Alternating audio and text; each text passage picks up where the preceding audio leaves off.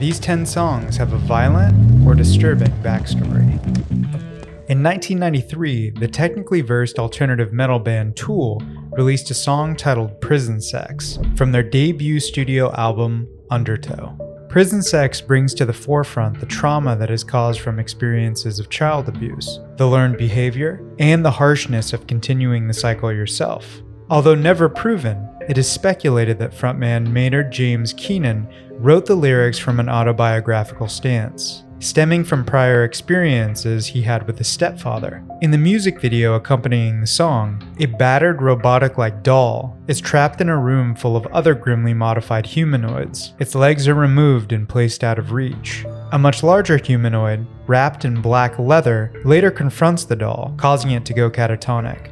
A paintbrush is ran across the doll's body, a metaphor for abuse. At the end of the video, the doll is then seen painting itself, a continuation of abusive behavior. On November 29, 1996, before a live performance of the song, Keenan stated, "The song's about recognizing, identifying cycles of abuse within yourself. It's the first step of the process, realization, identifying. The next step is to work through it. But this song is about the first step in that process, which is recognizing."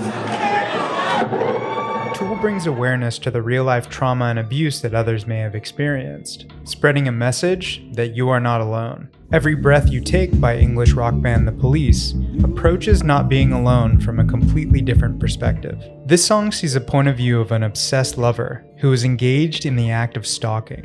Through their possessive behavior, they observe every breath you take and every move you make. When asked about the song, Sting, The Police's lead vocalist, bassist, and songwriter for the hit, is quoted as saying, "I woke up in the middle of the night with that line in my head, sat down at the piano, and had written it in half an hour. The tune itself is generic, an aggregate of hundreds of others, but the words are interesting.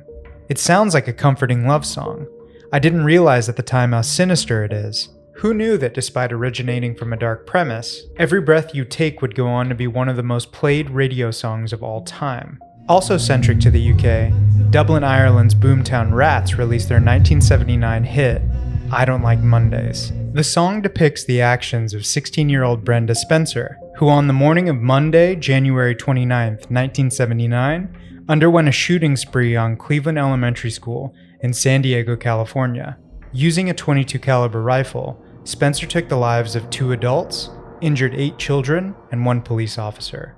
After firing 36 times, Spencer barricaded herself inside her home for several hours. While there, she spoke by telephone to a reporter. Spencer told the reporter she had shot at the school children and adults because, I don't like Mondays. This livens up the day. This marked a significant turning point in American history, as this event marked the beginning of the notorious school shooting trend in America. Taking a look at the victim of a school shooting, Jeremy by grunge pioneers Pearl Jam is inspired by 2 different true stories. Written by vocalist Eddie Vedder, Jeremy's lyrics stem from a newspaper article he read about Jeremy Wade Dell, a 15-year-old high school student who took his own life in front of his English class at Richardson High School in Richardson, Texas.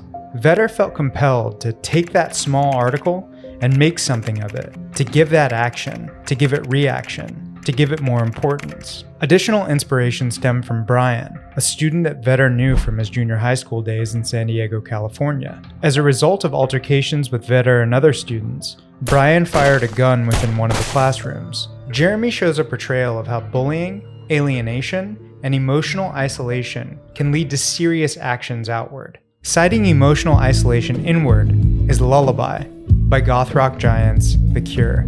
Throughout the years, Lullaby's meaning has been open to many interpretations.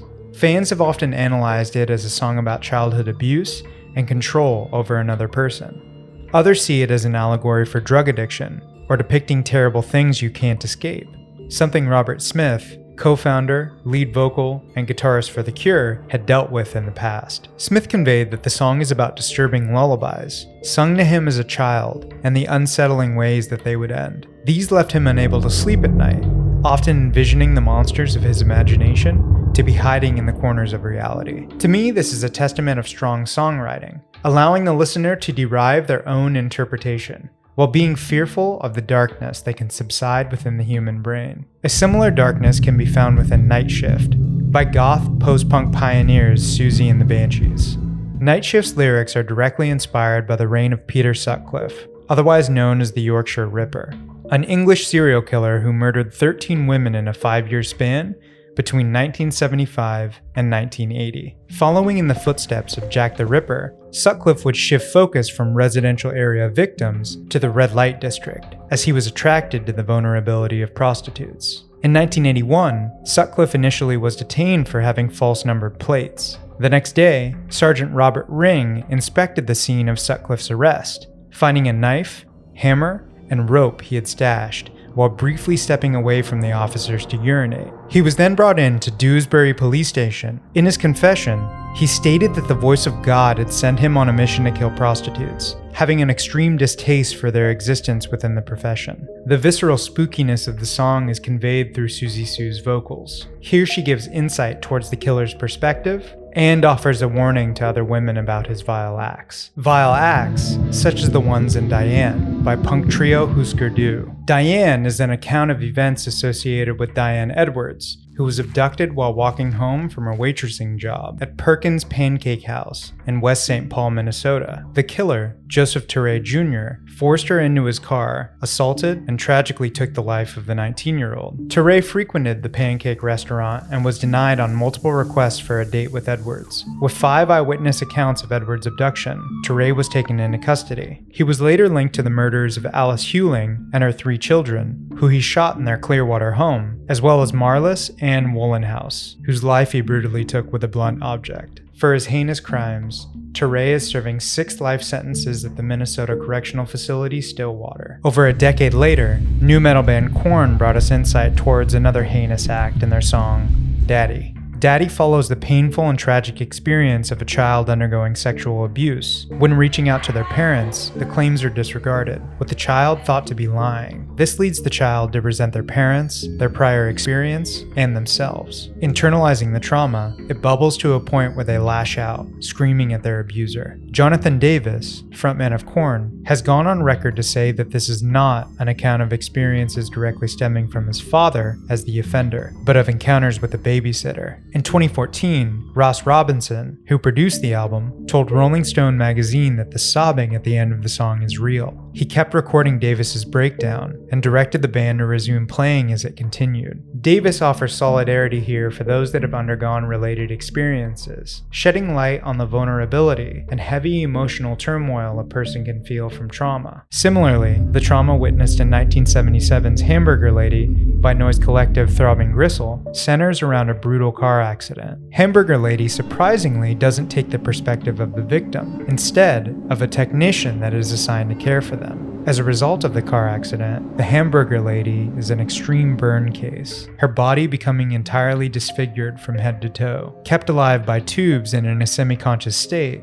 the technician observes the difficulty of existence under these circumstances. Hamburger Lady was inspired by a letter composed by Al Ackerman. Ackerman had worked in burn units following the Vietnam War. Also being a well-known male artist, it is unknown if the events of Hamburger Lady are fact or fiction. Throbbing Gristle takes these excerpts to a step further sonically, offering industrial drones to a stuttering vocal, while pairing the unnerving sounds of a heartbeat and duck horn to the arrangement. Hamburger Lady reminds us that a normal state of living can change in an instant, similar to Pumped Up Kicks by American indie pop band Foster the People. Often regarded as a catchy pop song, Mark Foster, founder and lead singer of the band, used this as a means to mask the true meaning. Foster wrote the piece from the perspective of Robert, a kid that dreams of carrying out violence on his classmates via school shooting. Additionally, Robert doesn't seem to have a good relationship with his father, and is potentially a victim of physical abuse. Robert feels isolated from his parents and peers. He envisions the plan vividly, having a cigarette in mouth, a 6-shot revolver in hand, and watching as his classmates run for their lives to take shelter from his gunfire. Pumped Up Kicks was met with criticism from news outlets, claiming the song condones and encourages violence. Foster argued that this is not the case. I kinda wrote the song to bring awareness to the issue.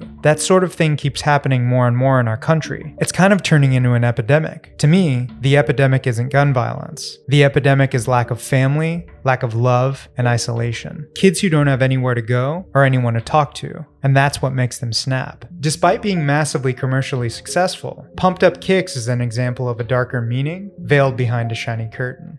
If you got to this part, I just wanted to say thank you for watching. And if you enjoyed the video, feel free to like, comment, and subscribe. It helps a small creator like me grow. We're also posting videos every week on Wednesday. So I will see you in the next one.